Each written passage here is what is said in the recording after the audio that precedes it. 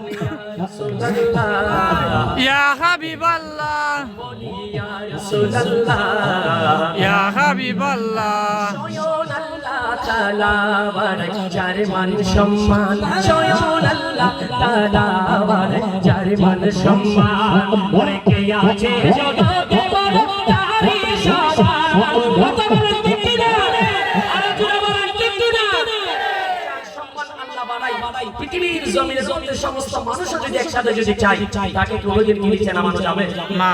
বলুন না ভাই, নিচে নামানো যাবে? আপনার যাকে উপরে তুলে আল্লাহ আমি আপনি যদি টানলো থাকে কোনোদিন নিচে নামাতে পারবো না। কে তুলেছে? আল্লাহ।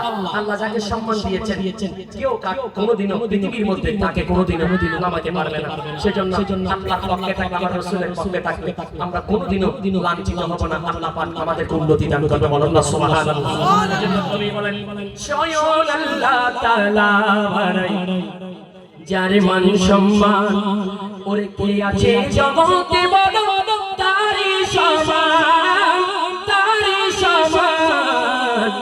যদি চুল পরিমাণ তাকে করো অমান্য, যদি দিল পরিমাণ তাকে করো অমান্য, হবে ঈমান হারা তুমি কাফের জঘন্য, হবে ঈমান হারা তুমি কাফের জঘন্য। আমি মানুষ হতে পারি হতে না, আমি মানুষ হতে পারি হতে না, ইয়া রাসূলুল্লাহ ইয়া হাবিবাল্লাহ